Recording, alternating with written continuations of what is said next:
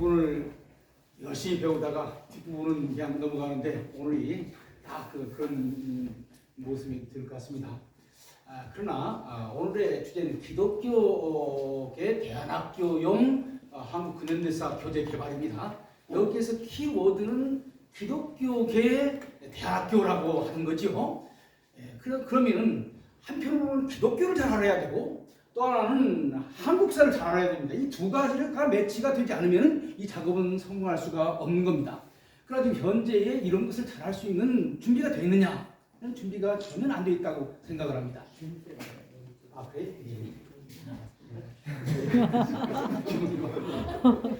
저는 뭐 자유롭게 얘기하는 게 좋은데. 우선 제가 교회사 학자니까 교회사적인 측면에서 본다면은 지금 현재 한국 교회사는 개교회사, 교리사, 교회 성장사 이런 측면에서 지금 교회사가 진행되고 있습니다. 그러니까 교회의 역할이 사회에 가지고 있는 함의에 대해서 거의 연구하지 않고 있습니다. 또 그 다음에 일반 학계는 어떠냐? 일반 학계는 이 종교, 기독교가 나오면은 그냥 종교라는 말로 두무실하게 넘어가 버리고 말고 사실 있어도 그냥 넘어가 버리고 맙니다. 한 예를 든다면은 대한민국 임시 현장에 신이라고 하는 단어가 3번 나옵니다. 그 짧은 문장에 어떤 역사학자도 혹은 정치학자도 그런 것을 시리어스하게 그걸 보는 사람이 없어요. 그러니까 일반 역사학자도 역사 메토리얼에 쭉 기독교에 대한 얘기가 나와도 이건 나하고 관계없는 얘기 이거 넘어가 버리고 맙니다. 그러니까 어떻게 보면은 기독교적인 관점에서 역사를 본다고 하는 것은 역사학계에서도 지금 논의로 되어 있는 것이고 기독교 자체에서도 지금 논의로 되어 있는 거예요. 이 두 가지를 연결해서 하나의 근대사를 보는 새로운 관점이 만들어지려면 제가 볼 때 상당한 많은 시간이 흐르는 것이지 갑자기 금방 되는 것이 아니라고 생각을 합니다. 우선 이 전제를 가지고 말씀을 드리고 싶어요. 그러면 그 다음에 두 번째로 생각을 해야 될 것은 뭐냐? 그러면 기독교적인 관점에서 근현대사를 본다고 하는 것은 무슨 의미를 가지고 있냐? 아주 제 앞에 우리 이영웅 교수님이나 김승욱 교수님이 아주 좋은 말씀을 하셨습니다. 전근대, 근대 이전의 역사와 근현대의 역사의 바로 중간점에 기독교가 있는 겁니다. 바로 이런 점에서 우리가 근현대사 속의 그 기독교의 위치는 사실 중화문명, 중화문화권에 있었던 우리 한반도를 해양문명권으로 바꾸는 그 기로에 우리 기독교가 서 있는 것이고 사실 대륙의 문명을 유교가 받아들여 왔다면 기독교는 서양의 문명을 한국에 받아들인 것이거든요. 이런 측면에서 문명사적인 측면에서 역사를 이해해야 된다. 지금 역사 교과서는 문명사적인 측면에서 역사를 이해하는 것이 아니라 서구 제국주의 대 지금 우리나라의 민족주의 이렇게 제국주의 대 민족주의라고 하는 어떤 국가 대 국가로서의 그 대립으로 오는데 그것보다는 서양 근대문화라고 하는 것을 어떻게 한민족이 받아들이는가 하는 이런 그 문명사적인 측면에서 봐야 된다. 한 가지 예를 들자면은 사실은 말하자면은 그 서구 문명이 우리나라에 들어오는 데 있어서 제일 중요한 키워드는 두 가지입니다. 서양 사람들이 우리나라에 올 때 하나는 통상이고 하나는 선교입니다. 그런데 사실 통상 큰 문제가 아니에요. 물건 좋은 물건 사고 싶은 마음 누구나도 있지만은 그러나 더 중요한 것은 뭐냐면 종교입니다. 사실 조선 후기에 많은 그 유교의 상소문 내용의 핵심을 보면은 기독교를 조선 책략에서 긍정적으로 봤기 때문에 이럴 수가 있느냐? 조선 책략에 황준원이 쓴 조선 책략의 내용에 보면은 뭐가 나오냐면은 그 주자보다도 육부인보다도 기독교 훨씬 낫다 이런 내용이 나와요. 여기에 막 열이 나가지고 신사청사 운동이 일어나고 있는 것이거든요. 그러니까 말하자면 서구 문명을 유림 사상은 뭐로 봤느냐? 하나의 국가가 오는 것이 아니라 자기들이 유교를 중심으로 한 유교 문명을 근본적으로 흔드는 기독교 문명의 도입으로 본 거예요. 여기서 재밌는 것은 사실 미국의 선교사들, 미국의 유교관들이 이 문제를 건드려가지고는 안 되겠다 해가지고 종교 문제는 뒤로 놔놓고 통상 문제만 얘기를 함으로써 그 정도 그 정도면 어떻게 좀 타협할 수 있지 않을까. 그래서 저는 이것을 계산된 묵인이라고 하는 것이 서로 다 알고 있어요. 무슨 일을 하려고 하는지 알고 있지만은 그냥 이것을 들춰내게 되면은 그 미국과 조선 사이에 갈등이 생기기 때문에 그냥 넘어가고 만 거예요. 그래서 어떤 면에서는 그 한미 조약을 보면은 통상 여러 가지 나오고 종교는 안 나옵니다. 그러나 이렇게 별로 강조되지 않은 종교가 오히려 그 뒤에는 말하자면 서구 문명을 끌어들이는 중요한 역할을 하고 있거든요. 이런 측면에서 어떻게 서구 문명이 한반도에 들어오는가 그런 관점에서 말하자면 근현대사를 봐야 한다.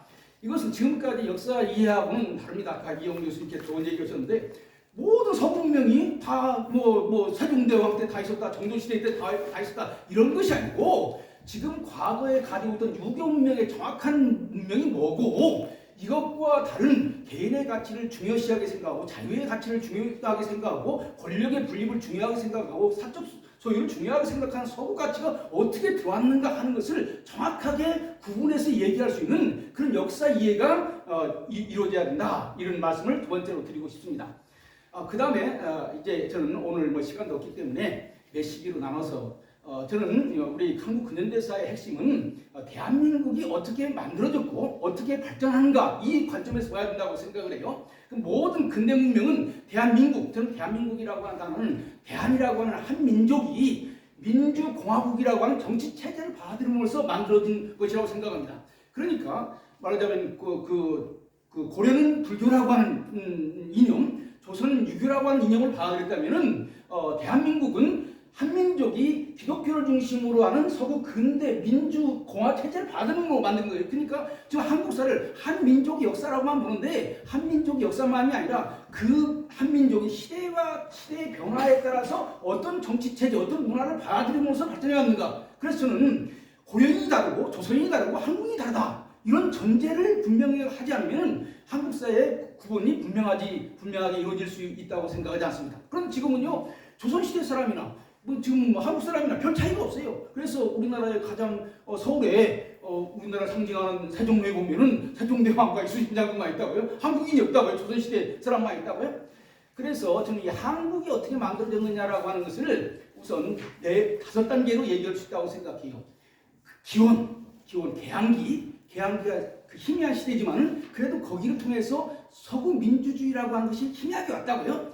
그 다음에 기원 다음에는 씨가 언제 만들어졌느냐. 저는 3.1운동이 대한민국은 민주공화국이다 라고 하는 것이 씨가 뿌려졌다고 생각을 합니다. 그 다음에 탄생, 그것이 말하자면 1948년 만들어진 대한민국 건국이 탄생이고 탄생하고 난 다음에 크게 시련을 겪었어요. 6.25, 그러니까 6.25. 그 다음에 발전. 그래서 기원, 탄생, 그 다음에 기원, 그 다음에 씨앗, 탄생, 실현, 발전. 이렇게 5단계로 역사를 나누어서 설명할 수 있는데 각 시대마다 어떻게 서구 문명이 들어오고 어떻게 구체화되고 기독교 어떤 역할을 했는가를 다루는 그래서 어차피 지금 대안학교 교과서니까 꼭 지금 현재 교과과정 그대로 따를 필요가 없이 새로운 관점에서 역사를 새롭게 쓰는 것이 어떨까 저는 그렇게 생각을 합니다. 우선 기원을 얘기한다면요.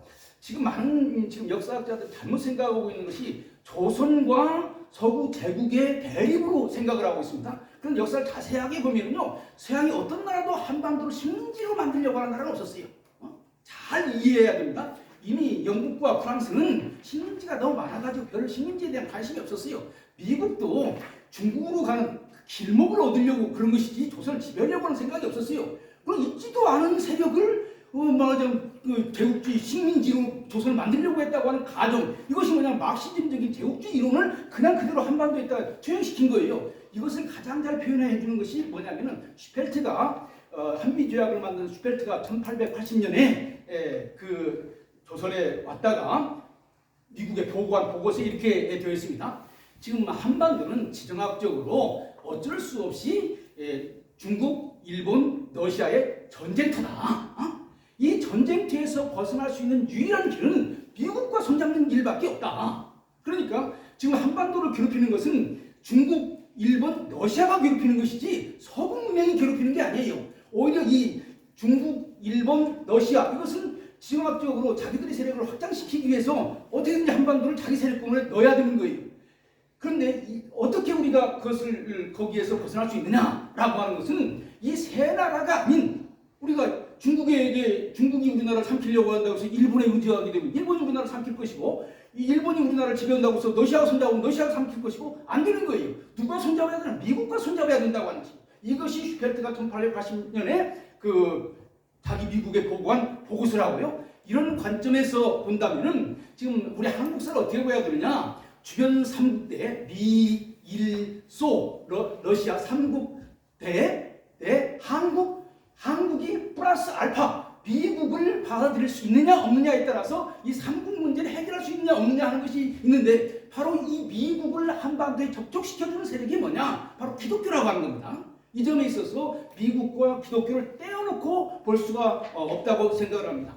이런 측면에서 말하자면은 1882년에 그 고종이 한미조약을 맺은 것은 사실 매우 중요한 것이고, 어떤 면에서 본다면 기독교적인 관점에서 본다면은 1876년에 맺어진 강화도 조약보다는 1882년에 맺어진 한미조약을 더 역사의 중심점으로 두고 역사를 서술해야 되는 것이 아니냐, 이런 생각을 해봅니다. 그러면은 바로 이 당시에 말하자면 어떤 기독교 어떤 역할을 했냐, 몇 가지 얘기한다면요, 시간이 없기 때문에 참 얘기하기가 어렵네요. 먼저 신의 하나님에 대한 생각이 달라요. 유교는 하늘을 천이라고 해서 이치로 생각을 합니다. 그런데 척사윤음에 보면은 참 정확하게 얘기하고 있더라고요. 1866년에 고종이 만든 척사윤음에 보면은 지금 우리는 하늘을 이치로 생각하고 있는데, 기독교가 와서 하느님이라고 해서 인격체로 부르고 있다. 이것은 우리와 다른 것이다 라고 하는 거예요. 저는 이 점이 근본적인 사상적인 큰 변화를 가져왔다고 생각합니다. 이치로서의 하나님은 유교적인 성리학적인 질서지만은, 인격체로서의 하나님은 뭐냐면은 가난하고 힘든 사람들도 매달려가지고 의지할 수 있는, 직접 직통할 수 있는 거예요. 그러니까 성리학적인 질서에 의해서 천자가 제후에게 주고 제후가 사에게 대후에게 주고 그다음 사회로 내려오는 성리학적인 질서가 아니라, 누구든지 하나님께 직접 나가서 하나님께 뭐 얻을 수 있다라고 하는 것은 혁명적인 사상입니다. 이런 기독교적인 사상이 와서 한반도를 바꾼 거예요. 그 다음에 개인의 발견, 그 다음에 또 하나 중요한 것은요, 새로운 역사가 일어나려면요, 새로운 역사가 만들어질 수 있는 공간이 있어야 돼요. 공간이 없지는, 그러니까 기존 질서에 의해서 지배받지 않고 새롭게 나올 수 있는 공간이 있어야 되는데, 바로 선교사들이 와서 그런 공간을 만들어냈다고 하는 거예요. 병원이라고 하는 공간, 미션스쿨이라고 하는 공간, 교회라고 하는 공간은요, 중화 질서가 범접할 수 없는 자기 나름대로의 공간이, 이 공간이 발전하고 그래가지고 오늘의 대한민국이 만들어졌다, 저는 그렇게 생각을 하는 것입니다. 시간이 없으니까 그 다음에 이제 일제시대 때를 보면은요, 저는 일제시대 때야말로 바로 아까 얘기한 슈페트가 말하는 것을 보다 한 걸음 더 구체화한 시기라고 생각합니다. 그 일제시대 때 가장 중요한 것이 3.1운동이죠. 3.1운동의 가장 중요한 것은 뭐냐, 사실 한반도가 어떤 국제질서로 나갈 것인가라고 하는 것을 결정하는 것인데, 1919년 3.1운동이라고 하는 것은 그 당시에 그 볼셰비키 혁명을 중심으로 하는 소련의 질서를 따라갈 것인가, 아니면은 일신의 민족 자결주의를 중심으로 하는 미국의 질서를 따라갈 것인가라고 하는 중요한 결정이 있었는데, 한반도로 어느 쪽을 택했느냐, 미국이 주도하는 일신의 민족주의 자결의 노선을 가겠다. 이것이 말하자면 대한민국 임시헌장 제7조에 나오는 미국이 주도하는 국제연맹에 가입하겠다. 여러분들이요, 그 3.1운동에 나오는 많은 그 문서를 보세요. 국제연맹에 가입한다고 하는 것을 얼마나 많이 얘기하고 있는지 몰라요. 이것은 뭐냐면은 소련이 얘기하는 코민테른에 가입한다고 하는 것이 아니라 미국이 주도하는 국제 질서에 가입한다고 하는 것이고, 바로 이것은 무엇을 의미하느냐, 한반도가 우리는 중화 질서에서 벗어날 뿐만이 아니라 이제는 미국이 주도하는 새로운 세계로 가겠다, 이런 주장을 하는 거예요. 바로 이런 주장을 뒷받침하는 것이 기독교 세력인데, 일제시대 때에 있어서 일본에 의해서 직접적으로 컨트롤받지 않은 세력이 뭐냐, 교회였습니다. 그리고 아까 얘기한 것처럼 공간이 주어지는 거예요. 미션 스테이션이 있으면 그 옆에 학교가 있고 병원이 있고, 그래서 거기에서 근대 시민운동, 말하자면 일본의 식민지 백성도 아니고, 말하자면 봉건 유교의 봉건 사회도 아니고 서구 민주주의를 들어오는 새로운 공간이 만들어졌습니다. 그래서 일제에 약 20개의 부가 있는데, 오늘날 시지요. 시마다 거의 다 미션 스테이션이 다 있었고, 그것이 어떤 한국 사학자들에게서는 별로 눈에 띄지 않는 공간인지 모르지만요, 거기서 매우 새로운 일들이 벌어지고 있었고, 3.1운동도 바로 그 공간에서 일어났고, 신간에도 바로 그 공간에서 일어났고, 해방 직후에 나타난 많은 말하자면 무파적인 기독교 인사들이 다 그 공간에서 배출된 것입니다. 바로 기독교가 그런 공간을 제공했다고 하는 것이고, 여기 한 가지 더 붙인다면은, 사실은 과거에는 우리가 중화 질서에 속했다면요, 일제 식민지 시대에는 일본이 주도하는 또 하나의 그 대동아 공영권이라고 하는, 저는요 대동아 공영권은 중화 질서를 일본판으로 새로 바꾼 것이라고 생각을 합니다. 여기에 대해서 가장 강력하게 이데올로기적으로 반대할 수 있는 세력은 기독교밖에 없습니다. 왜냐하면 기독교는 천황을 신으로 섬길 수 없기 때문에, 그런 점에서 어떤 면에서 보면은 기독교는 일본을 중심으로 하는 개화가 아니라 미국을 중심으로 하는 개화고, 그 한국 기독교인들이 일본과 싸울 수 있는 것은 우리 배후에는 일본보다 더 뛰어난 미국 세력이 있다라고 하는 것 때문에 일본과 맞설 수 있는 것이고, 바로 이 힘이 해방 이후에 이승만, 김구, 김규식이라고 하는 기독교적인 지도자들이 나올 수 있는 그런 공간이다. 이렇게 말하자면 일제시대를 설명할 수 있다고 생각을 합니다.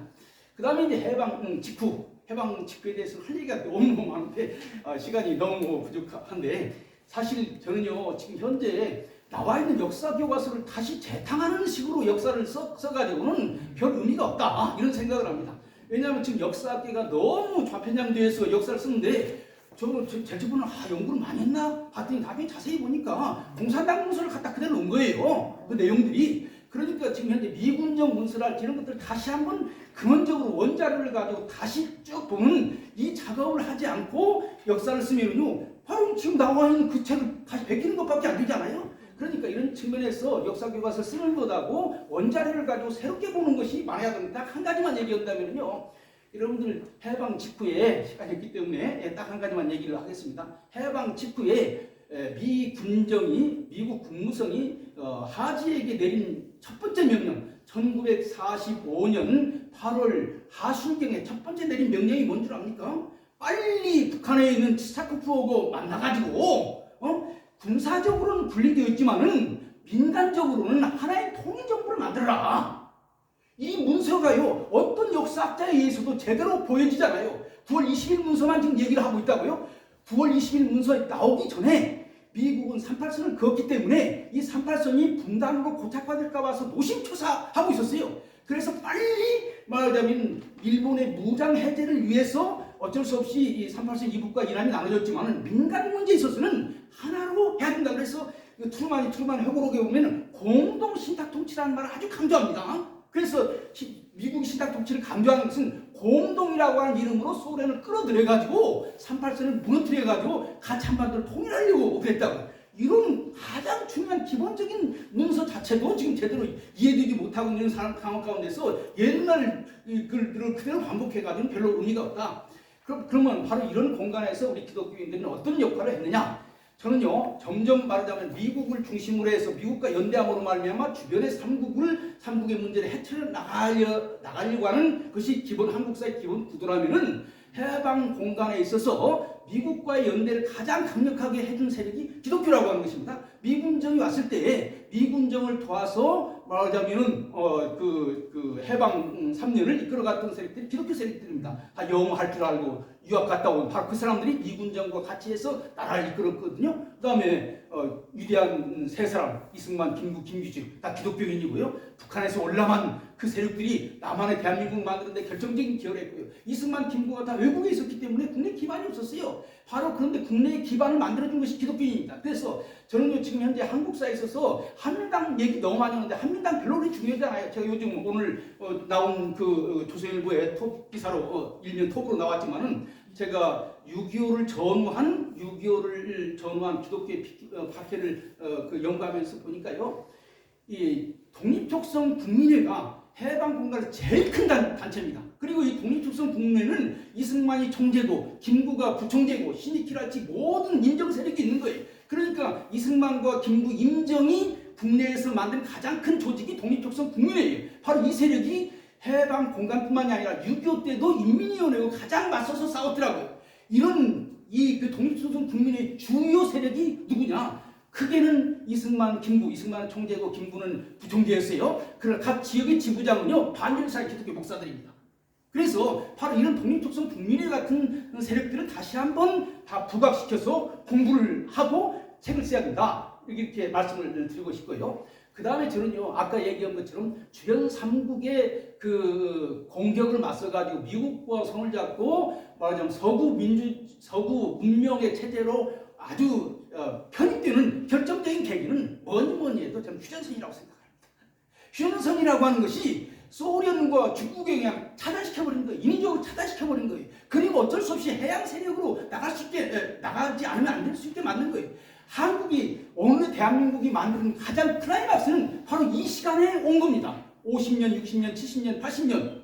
더 이상 중국의 봉건주의도 소련의 그 공산주의도 한반도에 영향을 미치지 못하고 오직 미국과 손을 잡고 서구 근대 문명에 깊숙이 들어갈 수 있는 바로 그 시점에서 한반도가 이만큼 됐다고요. 그럼 민족적인 입장에서 본다면 분당이지만은 어떤 면에서 문명사적인 입장에서 본다면은 적어도 남한만큼은 말하자면 해양 서구 문명 세력에 편입되게 하는 결정적인 계기가 그런 것이라고 하는 거죠. 바로 이때 6.25가 이런 6.25 때 우리 한국 기독교가 무슨 역할을 했냐, 이거 여러 가지 말을 할 수 있죠. 사실은 6.25가 일어나기 바로 직전에 돌레스가 우리나라에 왔었습니다. 이 사람이 장로교 장로예요. 그런데 영락교회에서 북한에서 내려온 사람들이 이 나라를 위해서 기도하고 있었습니다. 이 돌레스가 그것을 봤어요. 그리고 돌레스가 바로 그 뒤에 일본으로 갔습니다. 일본에 갔을 때 6.25가 일어났다고 하는 소식을 들었어요. 그때 바로 미국의 트루만한테 즉각 우리 개입해야 된다. 지금 이북에서 내려온 그 기독교인들은 공산주의 다 죽는다. 이런 정보를 했다고요.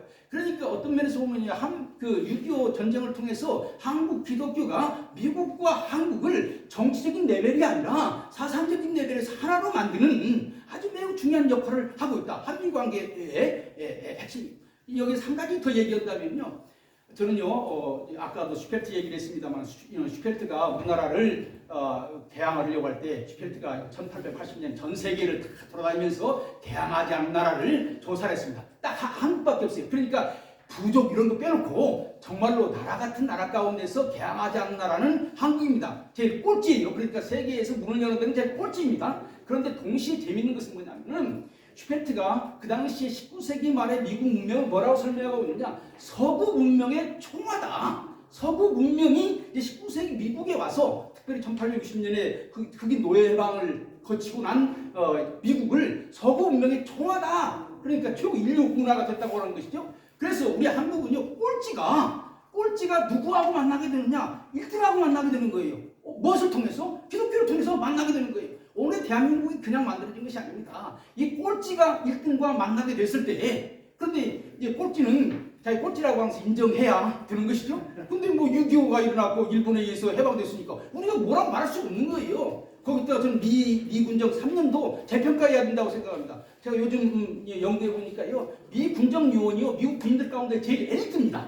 제일 똑똑한 사람들이 미군정 요원이었어요. 미군정 요원으로부터 3년 동안 집중적으로 교육을 받은 것입니다. 그러니까 서구 미국식 근대 문화에 제일 빨리 지금 편입될 수 있도록 만든 거예요. 제가 약간 과격하게 들리는지 모르겠습니다만은, 이런 관점에서 본다면은 우리 기독교가 한국 근현대사에서 미친 영향을 알 수가 있고, 그 뒤에 이제 60년대 70년대에 수호기를 넘어서서 발전기에 산업화와 민주화가 있지만은 뭐 그것은 여러분들도 다 잘 아는 얘기니까 제가 뭐 더 이상 얘기하지 않겠습니다. 결론적으로 얘기한다면은, 주변 3국은 어떻게든지 우리나라를 장기 영향권으로 놓으려고 해요. 우리가 여기에서 벗어날 수 있는 길은 기독교를 중심으로 하는 서구 문명과 만나서 돼야 되는데, 미국과 한국은 사실 두 가지 중요한 가치를 공유하고 있습니다. 하나는 민주주의. 일본이 많이 발전했지만요, 일본 아직도 천황제를 가지고 있는 나라입니다. 그렇기 때문에 일본의 민주주의보다 우리가 더 나을 수 있어요. 그러니까 어떤 면에서는 한국의 민주주의가 매우 중요한 것이고, 그 다음에 우리 아시아에 있는 나라들 가운데서 우리 한국만큼 우리 기독교가 강한 나라가 없습니다. 이런 측면에서 한국과 미국이 기독교와 민주주의라고 하는 공통의 가치를 갖고 이제 지금 옛날에는 제가 돌아가면서 우리나라를 위협한다고 그랬죠. 20세기 전반에는 일본이 위협했고, 20세기 후반에는 소련이 위협했고, 21세기에는 지금 중국이 다시 위협하려고 그런다고요. 이런 국제적인 상황 가운데서 우리가 지금 나갈 수 있는 길은 기독교를 중심으로 하는 미국 세력과 손을 얻고 서구 문명 세계로 들어가야 된다. 그렇다고 해서 뭐 서구 문명이 다 좋다는 얘기는 아닙니다. 시간이 없기 때문에 제가 좀 간단하게 얘기하려고 이런 식으로 얘기를 했습니다. 이런 측면에서 말하자면 기독교와 한국 근현대사를 새롭게 볼 수 있는 관점이 마련되지 아니하고 교과서를 쓰게 되면은 이것은 그냥 기존의 것을 적당하게 법력밖에 안 된다. 이런 측면에서 우리가 보다 깊게 연구를 해야 된다. 이런 말씀을 드리고 싶습니다. 그래도 빨리 얘기하느라고 이렇게 급히 얘기했습니다. 미안합니다.